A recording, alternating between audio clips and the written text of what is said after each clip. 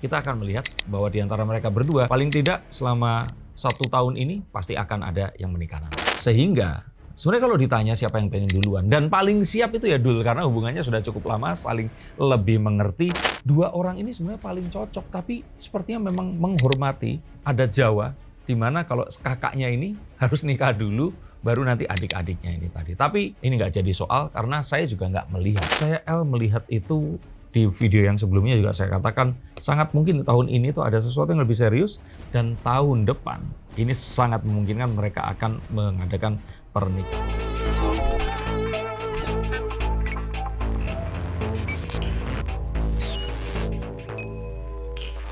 Halo Sensikers, kembali berjumpa bersama saya Denny Darko. Tidak ada yang namanya misteri, yang ada adalah tanda-tanda yang kita semua coba untuk mengerti. Dan ada teman-teman dari SK Entertainment, kanal berita gosip artis dan selebriti yang terpercaya, termasuk yang senior, dan harus kalian follow channelnya.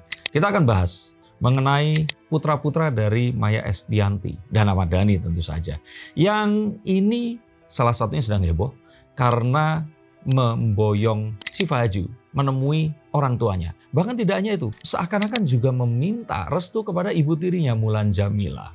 Nah, apakah ini betul akan menjadi pintu pembuka pernikahan-pernikahan yang akan terjadi pada anak-anak Ahmad Dhani? Yuk kita akan lihat menggunakan kartu-kartu saya. Ini kan anak-anaknya Maya sama Dhani kan sudah punya pasangan masing-masing ya. Betul. Al dengan Alisa, Tisa dengan Dul dengan Tisa, El dengan Syifa. Nah, menurut prediksi Mas Dhani, Mas Dhani, siapa sih yang akan menikah duluan nih?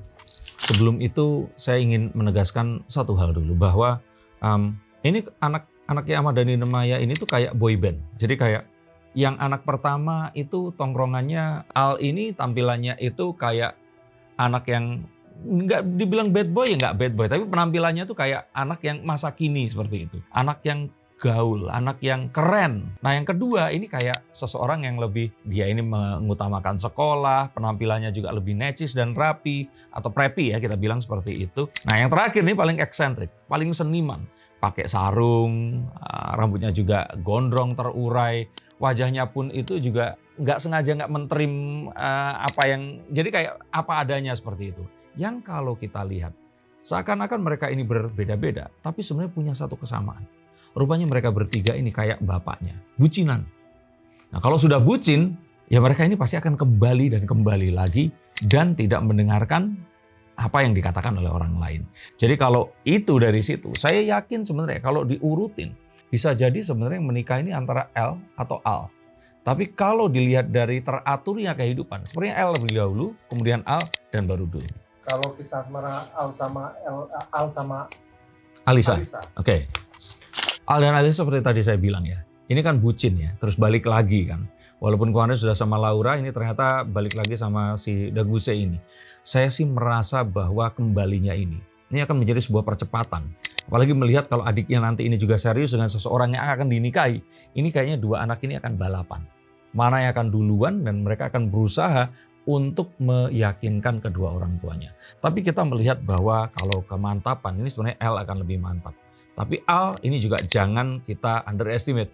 Bisa jadi dia diam-diam nggak mau disalib oleh adiknya. Maka kita akan melihat bahwa di antara mereka berdua, paling tidak selama 1 tahun ini pasti akan ada yang menikah nanti. Tapi Al sama Alisa sendiri seperti apa? Maka mereka sempat putus nyambung gitu kan? Apakah akan langgeng sampai pernikahan gitu? Saya melihat mereka sebenarnya langgeng. Bahkan dulu pun mereka ini melakukan putus yang sebenarnya nggak ada gunanya.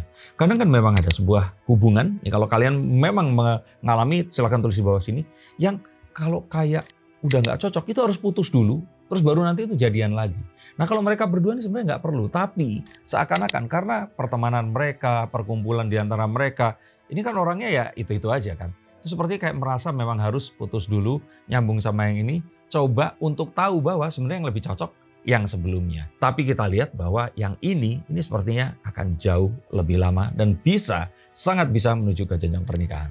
Nah kalau si bungsu, kan hubungannya udah berjalan lama ya, Yeah. Dan anteng, adem gitu kan, dan ingin menikah cepat juga katanya. Ya, sebenarnya yang paling kuat itu ya mereka berdua ini. Tapi kita tahu, sama-sama tahu kalau Dul ini kan orangnya eksentrik. Dan saya juga merasa bahwa Dul ini menghormati dua emasnya ini tadi. Sehingga Sebenarnya kalau ditanya siapa yang pengen duluan, dan paling siap itu ya Dul, karena hubungannya sudah cukup lama, saling lebih mengerti, dan keduanya pun ini juga, Dulnya ini sering manggung bareng sama bapaknya, dan Tisa ini kan filmnya terakhir kemarin juga, sebelum film terakhirnya, ini sampai berapa puluh juta penonton tuh, agak lain. Jadi kalau saya kira sih, dua orang ini sebenarnya paling cocok, tapi sepertinya memang menghormati adat Jawa, di mana kalau kakaknya ini harus nikah dulu, baru nanti adik-adiknya ini tadi. Tapi ini nggak jadi soal karena saya juga nggak melihat adanya gangguan dalam hubungan mereka berdua ini. Jadi kalau dari kacamata Mas Denny yang akan menikah siapa dua nih? Kalau saya melihat, nah ini kalau dilihat dari penampilannya itu, sepertinya akan paling menentukan nanti adalah apa yang menjadi jawaban dari si Fahaju. Kalau orang tua si Fahaju di sini menginginkan dan membolehkan anaknya ini menikah dengan cepat, saya pikir sih L ini akan menikah dulu. Tapi jika tidak, Al ini bisa jadi kuda hitam. Tiba-tiba muncul ingin nggak kalah sama adiknya, dan dia sebagai seorang kakak yang membuka semuanya ini harus menikah. Tapi saya tetap melihat urutannya masih L, Al baru Dul, seperti itu. Dalam waktu dekat?